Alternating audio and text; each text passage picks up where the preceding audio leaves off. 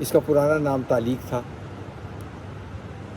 میر علی حروی نے اس کو ایک نئی شکل دی اور ایک نیا خط مارج وجود میں آیا. سب سے بڑے خطات اس کے گزرے ہیں نستعلیق کے، وہ تھے یہ اس وقت تک نستعلیق تھا، اور ایک ترکی نستعلیق. اور بر صغیر میں جو ایران سے جو خط آیا نستعلیق،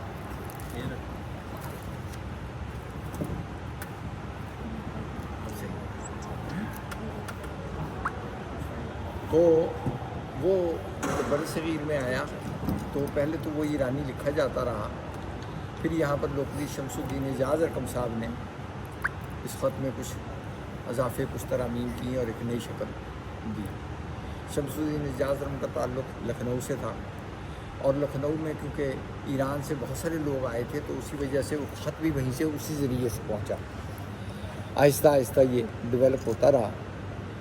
پھر ہندوستان کے اندر جب متحدہ ہندوستان تھا تو اس کے اندر دو اور سکول آف خط جو ہے نا وہ بھی آئے. ایک دہلوی جو دہلی سے متعلق ہے، اور محمد یوسف دہلوی صاحب نے اس کو کچھ رنگ دیا، اور پنجاب کے اندر اس کو تبدیل کر کے عبدالمجید پروین رقم صاحب نے نستعلیق لاہوری جو ہے ہمارے سامنے رکھی. وقت کے ساتھ ساتھ نستعلیق لاہوری نے زیادہ بہتر انداز میں کام کیا، اور اس کا نتیجہ یہ نکلا کہ دہلوی بھی ناپید ہو گئی، اور جو لکھنوی شمس الدین اعجاز ارقم صاحب کی لکھنوی تھی وہ بھی ناپید ہو گئی. اب کوئی لکھنے والا پورے ہندوستان میں بھی کوئی لکھنے والا ایسا نہیں ہے. تمام کے تمام جو ہے نا نستعلیق لاہوری لکھتے ہیں. نستعلیق ترکی، نستعلیق ایرانی جسے ہم رسم الفارسی بھی کہتے ہیں، اور نستعلیق لاہوری، یہ تین سکول آف نستعلیق ہیں جو پوری دنیا کے اندر لکھے جا رہے ہیں. اس کا میں فرق آپ کو بتا دیتا ہوں تھوڑا سا کہ اس کا فرق یہ ہے. فرق وہی ہے کہ میزان کو کم نہیں کیا، میزان وہی رہا، لیکن میزان کی جو پیمائش ہے اس کی شکل تبدیل کرنے سے وہ خط بھی تبدیل ہو گیا. عماد الحسنی صاحب کا جو خط تھا اس میں نقطے کی بڑی اہمیت ہے، اس میں نقطے کی بڑی اہمیت ہے. ترکی جو نقطہ لکھتے ہیں وہ اس کی شکل یہ ہے. اچھا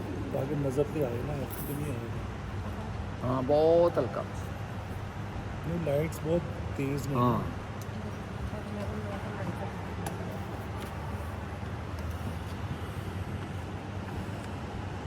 ਉੱਥੇ ਸਾਹਮਣੇ ਬਟਨ ਤੇ ਲੱਗੇ ਨੇ, ਉੱਥੇ ਕਿਸੇ ਨੂੰ اور نہ بٹنوں چیک کر کے کوئی کر دو. یہ اس کو خط کہتے ہیں عربی میں، ایک لائن بھی ہے. لیکن اگر دیکھا جائے بغور تو یہ دو نقطے نہیں ہیں بلکہ یہ پوری لائن نقطوں پر مشتمل ہے. ایسے کر کے تو یہ اصل میں بنیادی کانسیپٹ ہے کہ ایک لائن کیا ہوتی ہے اور نقطہ کیا ہوتا ہے. اس نقطے کی بنیاد کے اوپر تمام خط مارج وجود میں آئے، جتنے بھی خط آئے. اس میں نقطے کی ہیئت کا بڑا اثر ہے کہ جس طرح کا نقطہ ہوگا اسی طرح کا اس کے خط کی بناوٹ بن جائے گی. عرب کے اندر جو خطوط استعمال کیے گئے، جتنے بھی خطوط وہ معروف ہوئے، جن میں نص، ثلث، ریحانی اور کیا کہتے ہیں اس کو،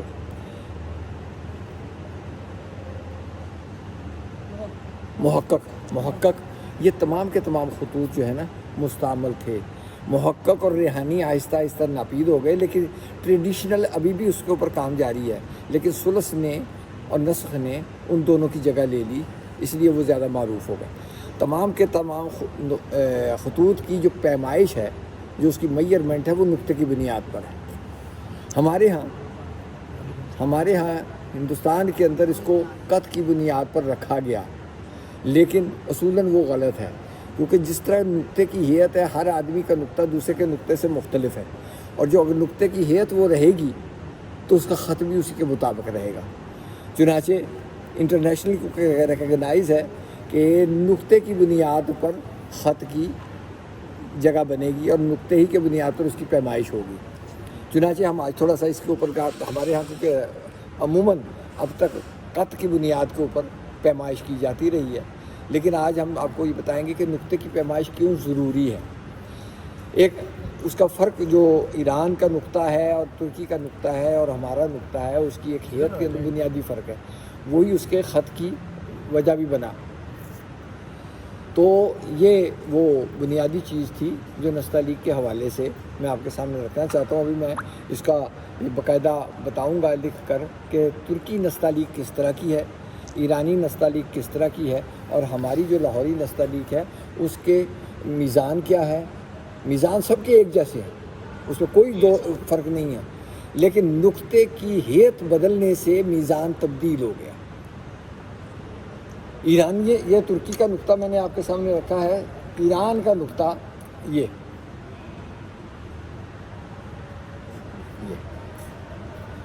یہ میزان میں اس سے چھوٹا ہے.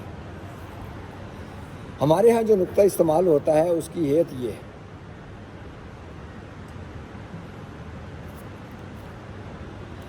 یہ چھوٹا ہونے سے ان کا میزان بھی چھوٹا ہو گیا. مثلا اگر میں ترکی کا نون لکھوں تو آپ یہ دیکھیے گا،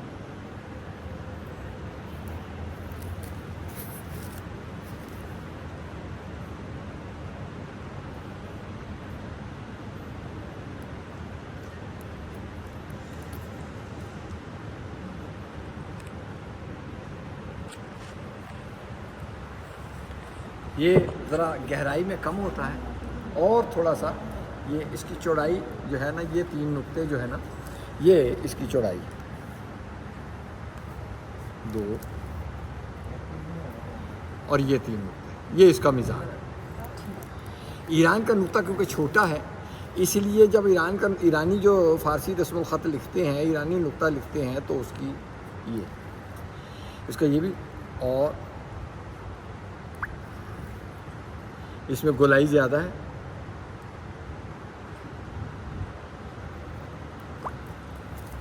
یہ میزان میں چھوٹا ہو جائے گا. یہ 1 نقطہ، 2 نقطے اور یہ 3 نقطے. اس کے بعد آ جاتا ہے جو ہمارا نستعلیق لاہوری کا نقطہ ہے. نستعلیق لاہوری کا نقطہ کیونکہ یہ ہے، اس لیے اس کا میزان بھی، اگر ہم نون جیسے کر کے لکھیں گے، اس کی گہرائی بھی بڑھ جائے گی.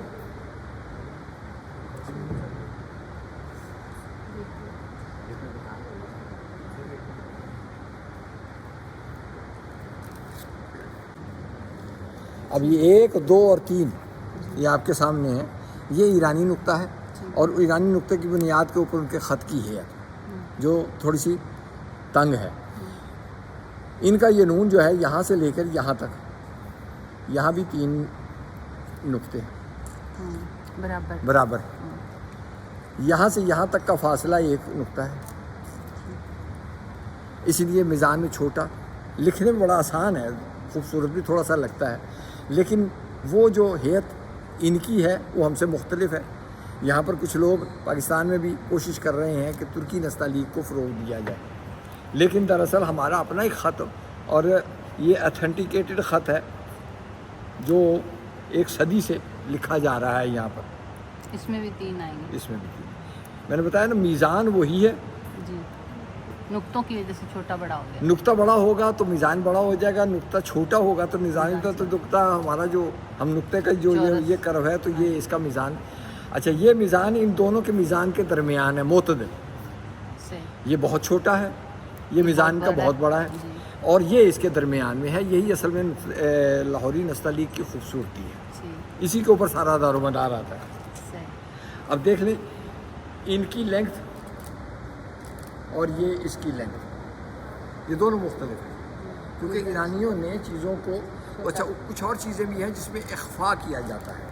مثلا اگر وہ دال لکھ رہے ہیں نا ایرانی، یہ بالکل اتنا سا چھوٹا سا، ان کے ہاں یہ معروف ہے، لوگ سمجھتے ہیں اس بات کو.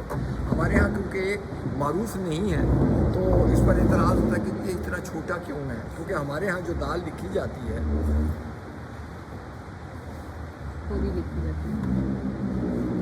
یہ ہے دال، وہ بالکل نیچے سے اس کو ایسے کر کے چھوڑ دیتے ہیں. اچھا، ہمارے ہاں 2 طرح کی دال لکھی جاتی ہے، وہاں بھی 2 طرح کی دال لکھی جاتی ہے. ایک دال وہ ہے جس کا اینگل یہ ہے،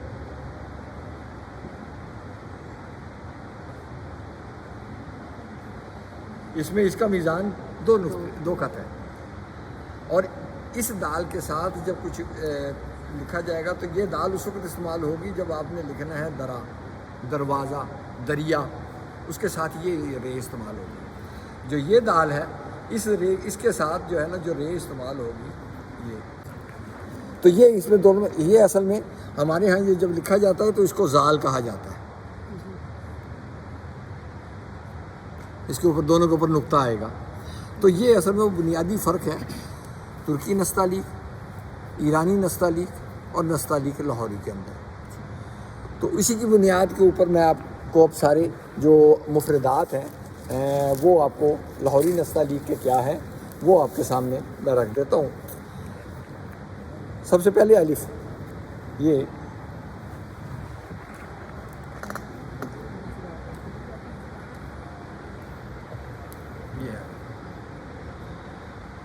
الف کا میزان 3 نقطے، دوبارہ ڈالیں۔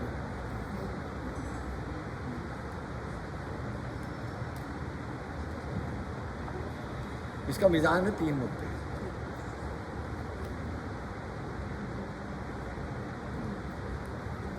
یہ ہمارے نقطے لاہور کے جو ہمارے یہاں پاکستان میں اس وقت معروف ہے، اس کے علاوہ اور دوسرا کوئی خط نہیں لکھا جاتا۔ اب اس کے بعد آ جاتے ہیں ہم با کی طرف، چھوٹی بے کی طرف۔ وہ ہے نہیں ایسا بڑا نہیں ہو سکتا ذہن بھائی، ایک منٹ اس ہر خط، پورے خط کے اندر یہ گولڈن ریشو ہر حرف کے اندر پائی جاتی ہے، اس کے بغیر ممکن ہی نہیں ہے کہ کوئی چیز مارز وجود میں آ سکے، کوئی کتبہ مارز وجود میں آ سکے۔ اب میں آپ کو، یہ تو طے ہو گئی، اب ایک بے ہم لکھتے ہیں بڑی والی، یہ دیکھیں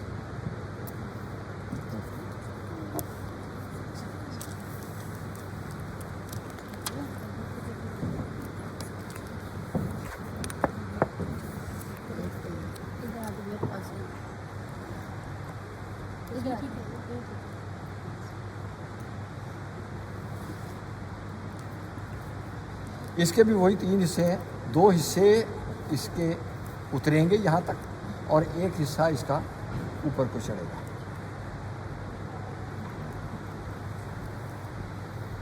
اس کا میزان 9 نقطے، 9 نقطے جو 11 خط بنتے ہیں۔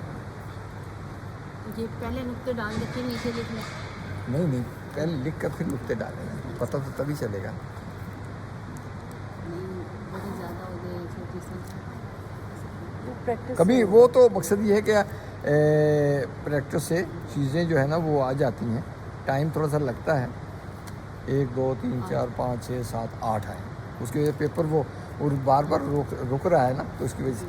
لیکن یہ ہے کہ یہ جو جگہ آئی ہے، یہ جگہ اور یہ جگہ، یہ دیکھیے اس کے 3 حصے ہیں، اس نے نیچے اترنا ہے 2 تہائی، اور اس کے بعد اس نے اوپر کو چڑھنا ہے 1 تہائی۔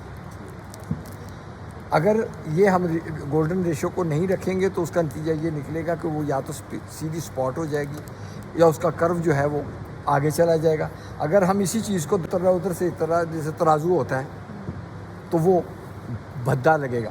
اس کا تناسب یہ ہے کہ یہ ادھر سے کیونکہ پتلا ہے اور ادھر سے آ کے یہ موٹا ہو جاتا ہے یہ جگہ اس کی، تو اس لیے اس کا وزن جو ہے وہ یہیں پر آئے گا، اور یہی اصل میں گولڈن ریشو۔ تو میرا خیال ہے میں دوسرا ہی پیپر نکالوں گی، بہت باریک ہے اور یہ کام خراب کر رہا ہے۔